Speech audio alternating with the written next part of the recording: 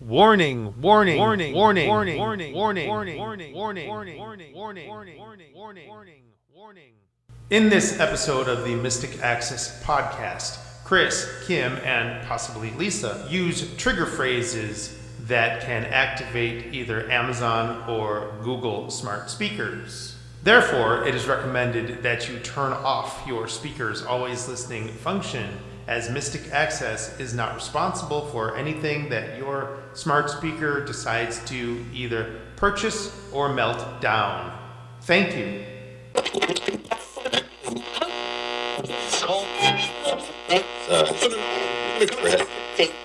Welcome to the Mystic Access podcast, where the magic is in learning.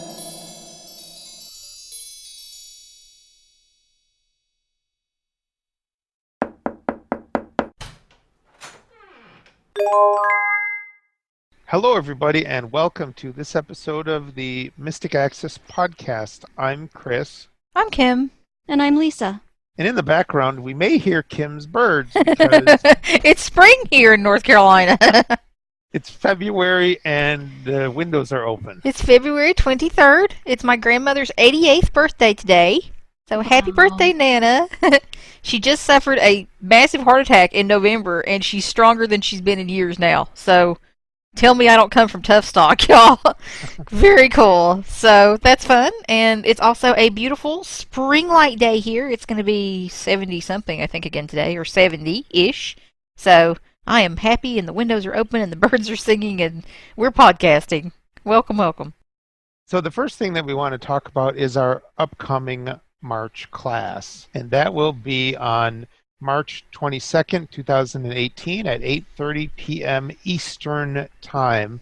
And we're going to talk about different ways to read books. We all love reading books, so that's what we're going to kind of touch upon. And there are high-tech ways, there are low-tech ways, there are ways you can use without computer access, there are ways you can use with mobile app access, there are audiobooks, there's all sorts of different things you can do, and we're all kind of bookish people, and I think it's going to be something that it's going to be very enjoyable for us to be able to share with you. It's fun for all of us to get to teach something together. We haven't done that since our shopping class. This should be fun. For those who are brand new to the podcast, perhaps, and don't know, Mystic Access holds a free teleclass every month, and you can join via phone, via iOS, Fire OS, Android, or Mac or PC. And you can hang out with us and talk with us, and we will share hopefully some information that will enrich your life and your technology journey in some way, shape, or form. And we try to make them a mix of high-tech and low-tech, and sometimes a little bit of both in each class. As of the day of our recording, we just had our February class last night, and it was a lot of fun. We talked about the sound of Sonos and the Sonos speakers, and we had a good turnout and a good group, and had a nice conversation, and everyone seemed to enjoy themselves, so thanks to everyone who came to the February class. If you want to learn more about our March class and find out more about it when we release the information and let y'all know the joining instructions, you can join our free teleclasses list, and you can find out more information about our classes and join the list at mysticaccess.com/teleclasses, TELECLASSES. And this link will be in the podcast show notes as well. So we try to have fun. Classes last about an hour to an hour and a half, generally speaking. And sometimes there's an after party that goes long after, like last night. But we have fun, and we enjoy getting to talk to you and put names to people that we know, and it's very fun. One of the things that I've heard from customers was I almost wasn't going to come to whatever class it was. And then I'm really glad I did, because I learned things. An example I can give from my own life was I prepared our class on calendar options. And then Kim came in with some things that I had never heard of. And I really thought that even if I wasn't fluent in all aspects of calendar use, that I had kind of heard or seen most things. And I ended up learning stuff. So if you say, oh, I'm already into books, I already have it covered, you might want to join us anyway, because you never know what kind of tip you're going to pick up or learn along the way. Exactly, and people are very helpful. We have a really nice group. Y'all are really nice, and you're helpful to each other in these classes, which we appreciate. Last night, someone was asking a question that none of us could answer, and another class participant jumped right in and told her what she needed to do. And we're very fortunate that way to have such a great community of people who share with each other and share tips and information. So we're grateful to have such nice people who attend our classes. And so if we don't know the answer to your question, ask anyway, because someone there might. Speaking of classes and finding out information, we have a little more info that may assist you in the form of one of our latest tutorials. Since it's mine, I'll let one of you share a little more about it. I would love to, primarily because this is a tutorial I wish I had created. This is our Stress-Less, Browse-Happy tutorial, and it involves internet navigation of web pages. Kim demonstrates most things on Windows, but also applies those same principles to the Mac, to iOS, and to Android. We've had people ask us, well, does this apply to those platforms? And it definitely does. Another question I've gotten a lot from customers is, well, I'm not brand new to surfing the web, but, I'm still having some issues, and I still find it cumbersome.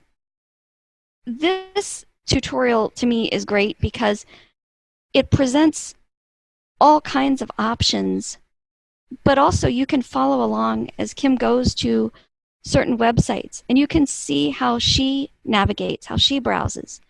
And it may be different than how you browse.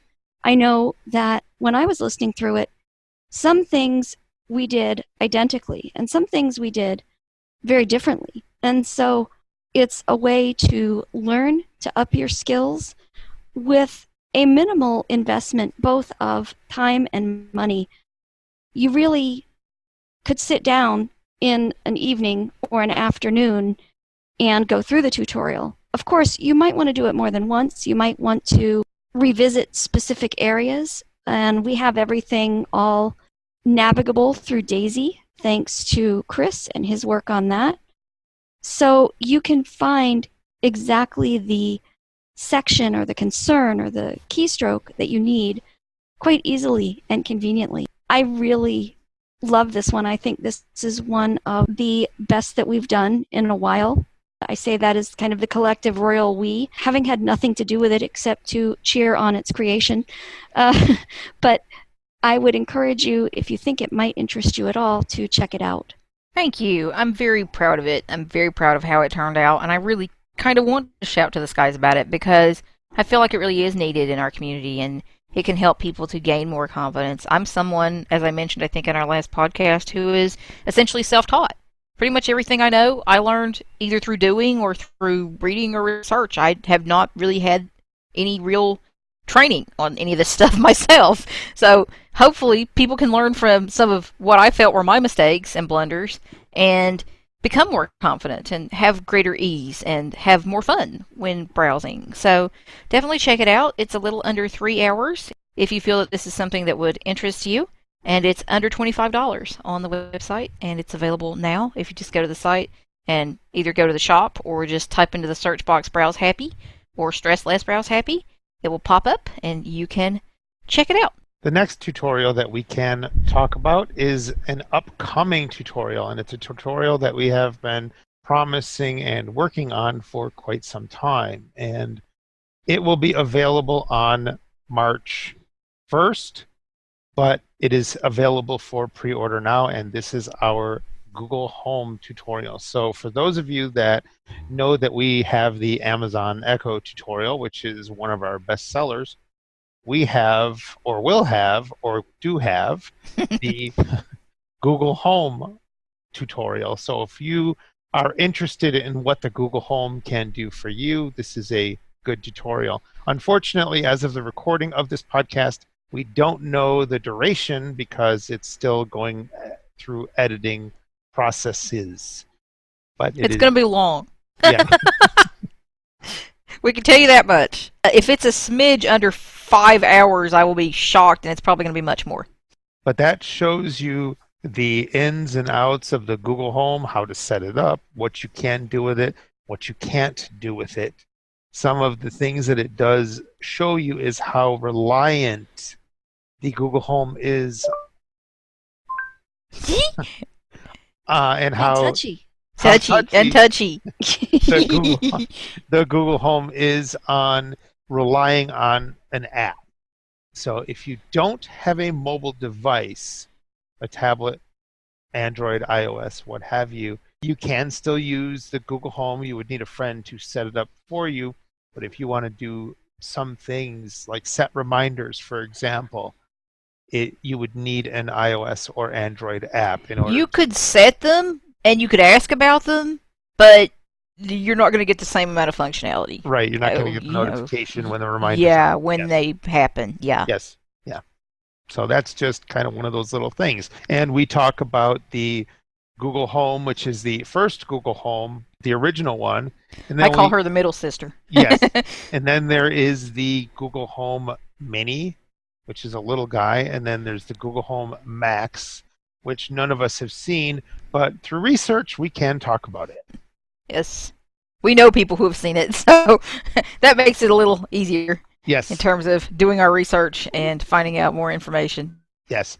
But as far as using a Google Home, no matter what Google Home you have, it's all the same except for the It's all the physical. Yeah. Yeah, essentially they all work the same, respond to the same things, information like that. One thing to note, well, a couple things, but the first thing is that if you have Fire OS, you can't get a Google Home app on Fire OS as Correct. of this recording. So that's not an option for you if you want an app to utilize in conjunction with the Google Home. The other thing is, if you want to make a comparison between the A-Lady and Google Home, this could be one way to do it. If you already have an A-Lady of some stripe, then Google Home differs and is similar, and what you might like about one that you don't like about the other, or what you might find interesting about one that you don't about the other. So it's a good way to compare contrast. Now that we have whet your appetite on the Google Home, we're going to do a couple of little demonstrations of the Google Home. And specifically, the first thing that we're going to talk about or demonstrate is the Google Home Mini. Now, as the name suggests, a mini Google Home. And it touchy. decides that it wants to talk to us or try and listen to us. But it's round, but it's flat. It kind of reminds me of our cookie without the buttons. And for those Yeah. that are brand new to this episode, our cookie is the iGoku Bluetooth speaker. It kind of looks like one of those like bakery style cookies. And I had a sighted person actually look at it too, and he goes, it really does look like one of those bakery cookies. So it's not just what it feels like, it's also what it looks like. But it's round and it's flat And it plays music. and it plays music. It has touch controls. They all have does. touch controls. But I And show you how to use them, so yes, no worries. The thing about the Mini is that when you pick it up, it might start playing music. Because it's little. It's little, but you're touching the edges. For example, let's say we can ask Google Home, hey Google, what time is it? 10 o'clock.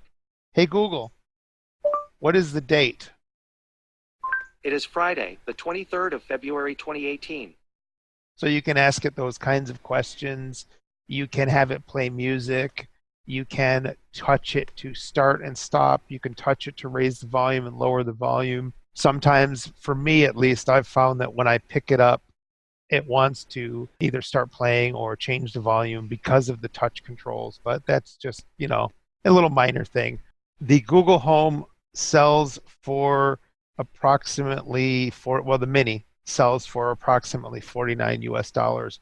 We have seen it as low as $29 during the Black Friday, Cyber Monday, winter sales. I have a funny story to tell about the Google Home Mini. Back on Black Friday, I ordered one for $29, and I moved it. It's upstairs, and I decided that maybe I wanted another one, and this was like in the beginning of December. So I added one to my cart and then decided that I didn't want it. my mother asked me what I wanted for Christmas. And I said, okay, well, I need one of those Nest Protect smoke detectors. So she says, okay, she'll get me one. So I went on eBay and I found a Nest Protect smoke detector for, I think it was like $75 or something. And I get the Nest Protect in the box, and I open the box, and there are two boxes. One was the Nest Protect, and the other one was a Google Home Mini for free, which I thought was kind of cool. It's like something told me to put that one back, pull it out of my shopping cart. I was trying to figure out what it was until I opened the package, and I'm like, oh, it's another Google Home Mini. So you can't beat it for the price. It was free. And that was some kind of promotion going on with what, different companies or something, or different? I think it was if you buy a Nest Protect or a Google-related product. I can't remember what it was at the time, but maybe it was a Nest product or something that you got the Google Home. Of course, for those that don't know, Nest is owned by Google. And Nest is one of those home automation companies too. Yes. So Yeah, a lot of their stuff will work with ALEXA and Google Home. And yes, and they have thermostats, and they have the Nest Protects, the smoke detectors. They have a new security system that they just came out with. So it's kind of, you're right, it's a home automation thing. I have two questions about the Google Home Mini that our listeners may wonder. I've not actually seen one of these, and I know we're comparing apples to oranges, sort of, but on the Echo, you have the standard and you have the Dot, and you have others as well. But the Dot, because of its small size, has an audio jack, and I'm wondering if the Google Home Mini has that. It does not. It does not. Okay. The other thing is I noticed that the voice on your Google Home Mini is different than the standard Google Home voice. Hey, Google, switch voices. Here is an example of my other voice. Would you like me to use this one? Yes. Great. I'll keep using this voice. So when you switch voices, it switches it for all of your Google Home devices, whether it is a Mini, a Max, or the regular one. So now all of my devices are going to be using this female voice. So I just switched it to be different. It really has nothing to do with it being a Mini. And that is just an example of some of the hints, tips, and tricks that you will pick up from our Google Home tutorial. Absolutely. yes, indeed. There's a lot of fun stuff. Speaking of our Google Home tutorial, one of the unique things that we did this time is Kim and I did collaboration work on the Google Home. So yeah, that was fun. Both of us. Yeah, Chris does all the home automation stuff. I have no home automation stuff. I live in the middle of nowhere. I don't have any home automation goodies in my house. So he ended up handling that portion of it. He also did our section on Chromecast and our section on Bluetooth. And then we did 2 sections together. And the rest of it is me talking and showing you stuff. But it was fun to do the collaboration portion because we both have our different strengths when we teach and when we share stuff. And I think this kind of shows the best of both of us in terms of showing you how some of these things work. Chris could go on and on and on and on and on and on and on about home automation. So he is definitely the person to share that information with you. So this was fun.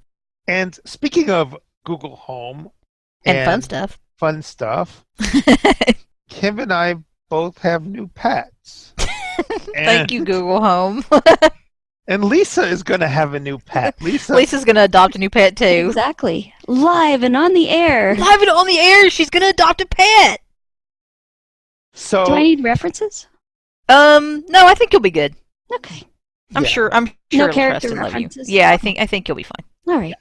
So what you do to start creating your pet is tell Google to play Sound Pet. Actually, probably talk to Sound Pet. It's one of the built-in games, and you'll see more about it in the tutorial, but it's so much fun and it's so cute. We just wanted to share one of the many interactive games that you can play with Google Home. Okay, here we go. Okay, Google. Uh-oh. Talk. Just Hold on. Let's turn off some ears. The mic's off. I don't understand. Yeah. There we go. Much better. Did we mention they're sensitive and touchy? Yeah. So if you are using a Google Home, at this point, you might want to turn the mic off. Absolutely. try Otherwise, you again. might be adopting a sound pet too. Exactly. Exactly. That was actually fun when the Echo first came out. I was giving Chris's Echo commands from here, and I'm like, this is equal parts cool and scary. So, Yes. all right. Okay, Google. Talk to Sound Pet. Okay, let's go looking for a sound pet.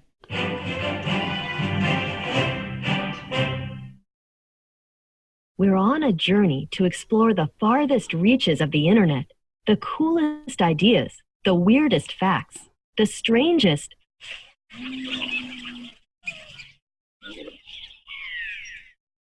Did you hear that? I think something found us. Maybe it'll come closer if we give it a snack. What kind of food do you want to offer? Potato chips. Let's set it out and see what happens. Don't make a sound. We don't want to startle it.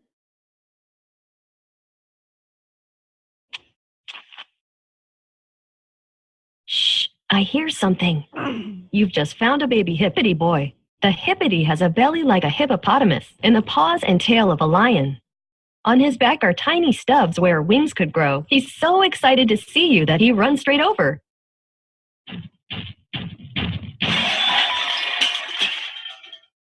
And trips right over his own feet. Do you want him to follow us home? Yes. Great, you now have a sound pet. And congratulations, Hippity, you now have a human. It's time for you to give your sound pet a name. Let's see. Behold, the ancient tome of augmented animal appellations. It's a book of sound pet baby names. I'll flip to any page. Just say a number from 1 to 863. 711. Page 711. Here we go.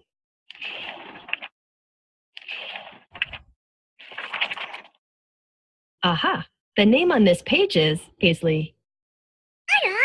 Do you think that's a good name for him? Yes. Great. Your sound pet is now named Paisley. Help Paisley get used to his new name. Try saying, "Come here, Paisley." Come here, Paisley. He understands you. Now let's try something even more complicated. Tell your sound pet to do a backflip. Paisley, do a backflip.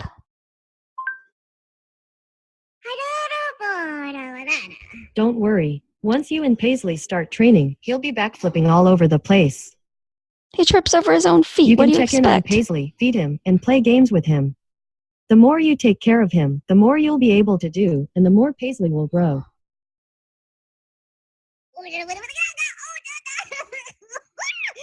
Paisley has missed you. Do you want to play tag with him?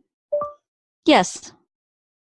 Okay, let's play tag, the game where Paisley runs and you try to tag him.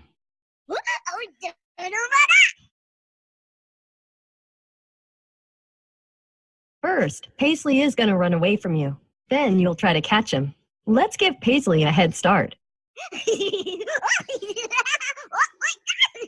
As soon as you think Paisley is close, shout tag to tag him. Tag. Tag. Paisley is Nope. too fast for you. Whoops. Try again. Tag. Tag.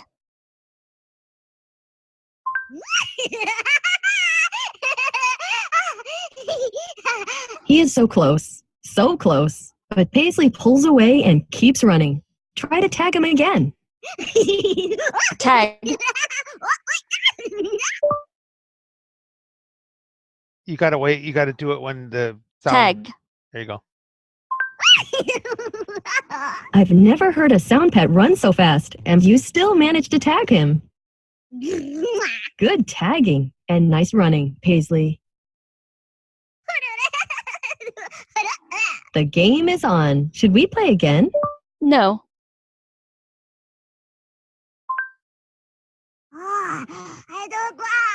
Paisley is incredibly hungry. Do you want to feed him? Yes. Okay, it's mealtime. What do you want to feed Paisley? Jalapeno peppers. Okay, let's offer him some.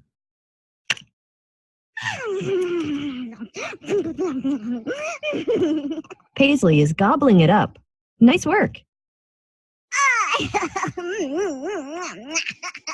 Paisley is still scratching his stomach. Do you want to feed him again? Yes. What do you want to feed Paisley? Cinnamon toast. Okay, let's offer him some.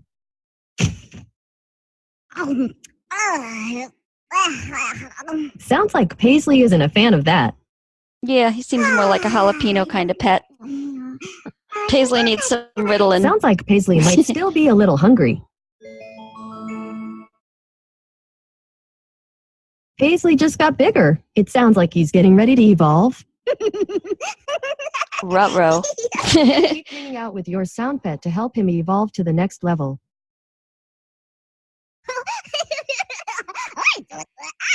Paisley has missed you. Do you want to play? What am I saying with him?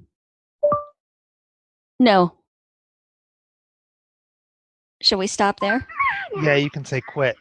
Ah, that's okay. There's lots of other stuff you two can do. Okay, Google. Quit. I hope you had fun playing with Paisley.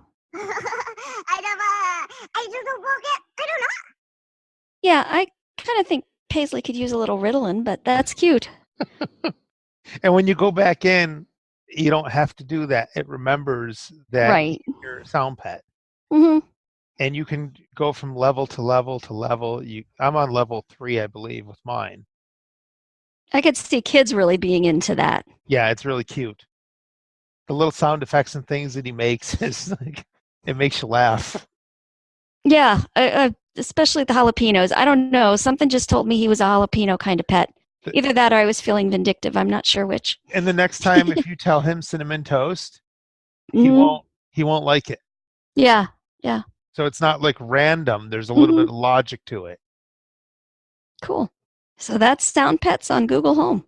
And it's cute because they just keep growing and changing and getting bigger. If you would have played with him probably another minute, he would have evolved into a level 1 sound pet. So they just keep going, and the more you play, the more they evolve, and they get new toys, and it's cute. It's a cute little thing. You can take them for walks and all kinds of stuff. I like to take mine for walks. They're very cute when they walk.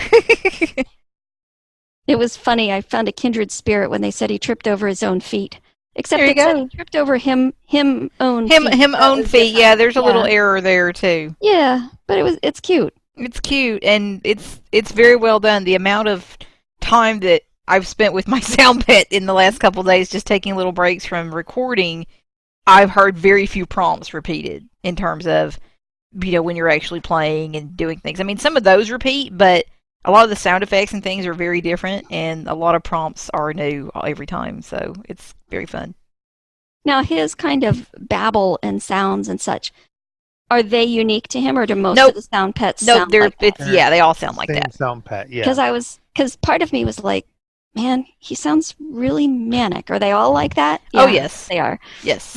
They're cuddly and cozy too, but they're manic, very Yeah. manic. They'll blow kisses at times as well, but they're. Oh, that was cute. I did hear a kiss, like yes, after tag or something. yes, you'll get kisses Yeah. occasionally too. That And was one- cute. I like that. One of the things too is that what am I saying thing, you have to pay attention because Mhm. you can guess what it is You saying. can guess. I figured out the secret, which I won't tell, but there is Right. a There's a trick to it. secret, yeah. Oh, cool.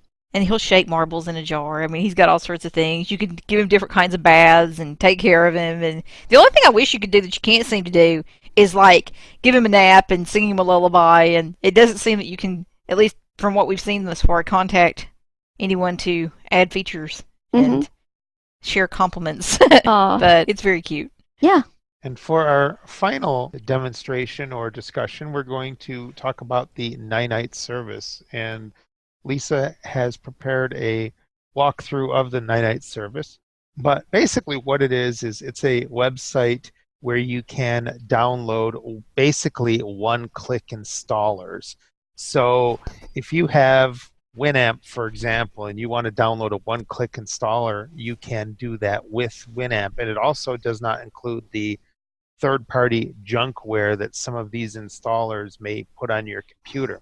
One thing that I personally really like about it is when you go to the website, there's a bunch of checkboxes, and you can check the installers that you want. Say you want Chrome, you want Firefox, you want Thunderbird, you want Winamp, you want Skype, you want, all these different things. It puts them all into one installer, and when you run that installer, it installs those 10 or 15 different apps without your user intervention.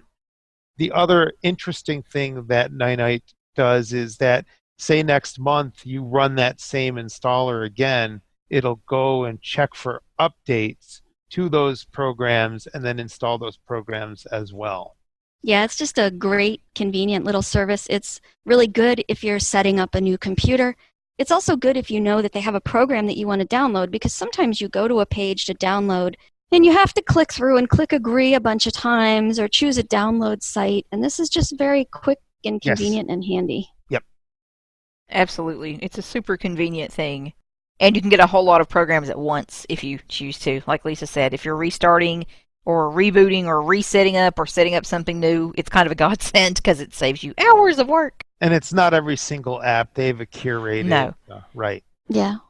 But you can get a whole bunch of stuff. I mean, you can essentially get a whole lot of what you use. I think NVDA is even in there. It is.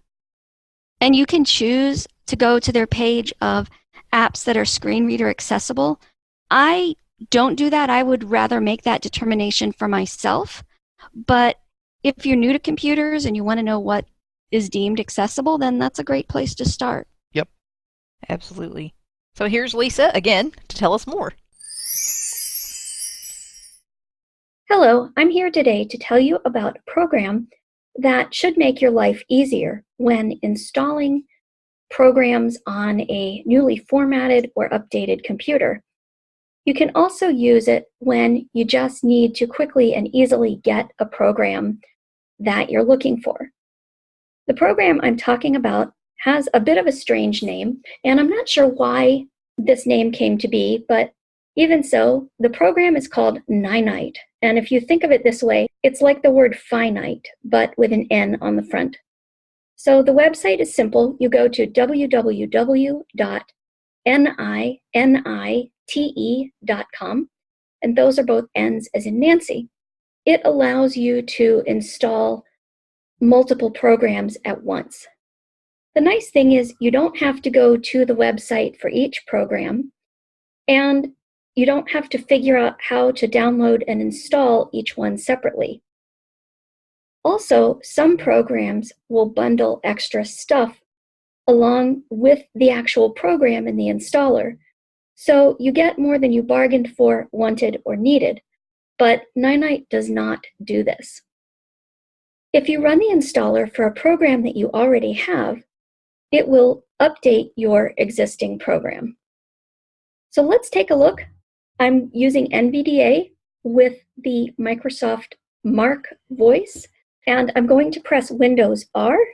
Run dialog, type the name of a program, folder, document, or internet resource, and Windows will open it for you. Open. Combo box collapsed. Selection. www. Ninite.com and press Enter. Desktop list. Zoom 44 of 44. Mozilla Firefox busy. About blank busy. About blank. Ninite installer update multiple apps at once busy. Navigation landmark visited link graphic Ninite. List with 4 items link help. Link feedback. Visited link Ninite Pro. Link sign into Pro out of list. Heading level 1 we also have a page for screen reader friendly accessible apps at linkninite.com/accessible. Heading level 4 install and update all your programs at once. No toolbars. No clicking next. Just pick your apps and go. Graphic a Ninite installer. Heading level 4 always up to date. You don't have to watch for updates. Our bots do that. Here's what's new. LibreOffice updated to 5.4.4. 5 hours ago. PDF creator. I'm going to stop speech as it has said quite a mouthful. One thing of note, as you probably heard, there is an accessible page. You can go to ninite.com/accessible. I generally don't do this. It's a nice service, especially if you're a fairly new computer user and you're not sure what's accessible. But I don't do it simply because typing ninite.com is faster. Also, the accessibility of programs can change, and I kind of like to judge for myself what is accessible. I've gone to the very top of the page again. After the list of updates and changes, there are recommendations from various publishers. What I would suggest you do is press the letter H to navigate by headings. I'm using Firefox, but you can do this in any browser. We also have a page for screen reader friendly accessible apps at ninite.com/accessible link. Heading level 1. Install and update all your programs at once. Heading level 4. Always up to date. Heading level 4. Trusted by millions. Heading level 4. 1. Pick the apps you want. Heading level 3. List with 13 items. Web browsers. Heading level 4. So the first thing you're going to do is pick the apps you want. And this is very nice because if you continue to move by headings, you can see the kinds of programs. So the first one is web browsers. List with 3 items. Chrome checkbox not checked. Opera checkbox not checked. Firefox checkbox not checked. And I'm just tabbing through, and any of these that I want, I can check. So let's say that I want Firefox. I will press space. Checked. And I will check that. List with 4 items. Skype checkbox not checked. Now I'm into another list. Let's do a Shift H to go back and see what this heading is. Messaging. Heading level 4. Messaging. List with 4 items. Skype checkbox. Pigeon checkbox not checked. Thunderbird checkbox not checked. Trillion checkbox not checked. Media. Heading level 4. Runtimes. Heading level 4. Imaging. Heading level 4. Documents. Heading level 4. Security. Heading level 4. And these, of course, are categories of programs. Now if I tab in the security area. List with 7 items. Essentials. Checkbox not checked. Let's say that I want that. That's Microsoft Security Essentials. Checked. Avast checkbox not checked. Average checkbox not checked. Average. That's AVG. Malwarebytes checkbox not checked. Woo, that butchered that name. That would be Malwarebytes. Spybit 2 checkbox not checked. File sharing. Heading level 4. I pressed H again to move to the next category. Online storage. Heading level 4. Other. Heading level 4. List with 6 items. Evernote checkbox not checked. Google Earth checkbox not checked. Steam checkbox not checked. KeyPass 2 checkbox not checked. Everything checkbox not checked. NV Access checkbox not checked. There's NVDA. So you could press space Checked. to check that, and you'll get NVDA. Utilities. Heading level 4. When you are done going through and checking what you want, you can press the letter B, Get your Ninite button. Alt plus Shift plus G. or you can use the shortcut Alt Shift G to quote get your Ninite. So you press enter. Ninite Essentials Firefox NVDA unattended silent installer and updater busy. Navigation landmark. Opening Ninite Essentials Firefox NVDA installer.exe dialog you have chosen to open. Ninite Essentials Firefox and So it's telling me essentially that I have a Ninite installer. It's basically a custom install for me, and it's Firefox, Essentials, and NVDA. And now I'm given the option to save the file, and I will press enter. You may Ninite also Essentials have the Firefox option NVDA unattended silent installer and updater Mozilla Firefox. to Ninite Essentials Fire. run the file, but I am just choosing in this case to save it. I like to do this because if you go through and you get the installers for all the programs you use, you can save this file and then run it again, and it will update everything. Or you can save it, use it on a new computer, and it will essentially go out and get the installation files that you need. There are many, many programs here, and that is changing fairly regularly. Continue to check back with the site to see if they have the program that you want. I've gone to my downloads directory and pressed the letter N, and it says Ninite Essentials Firefox NVDA installer.exe. and that is the name of my installer. Simply pressing enter will get the most up-to-date versions of the programs and install them on my system.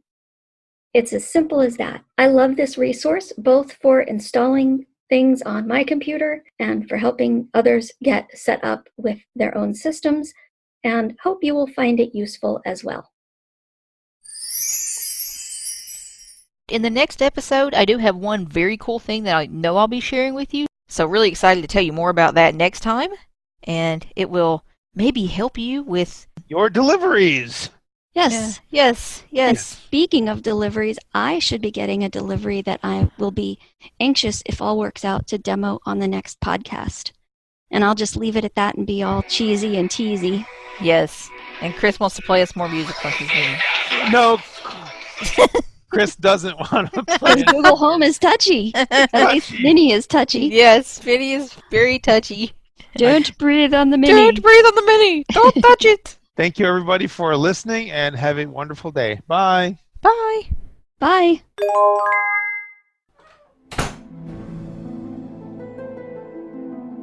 The preceding podcast is a presentation of Mystic Access, where the magic is in learning. To contact us, please visit www.mysticaccess.com. Call us 716-543-3323 and press 2 to reach our Mystic Access podcast comment line. Email us at show@mysticaccesspodcast.com and follow us on Twitter at twitter.com/mysticaccess. Would you like to spread the word about our podcasts? Please tell your friends and colleagues to visit us at www.mysticaccesspodcast.com. If you enjoy what you hear on our podcasts, feel free to leave us an iTunes rating and review. We certainly appreciate those. Also, you may feel free to use our podcasts in your own RSS feed. Just be sure that all of our contact information is left intact. Thanks for spreading the word, and thanks for listening. We hope that you have enjoyed this episode.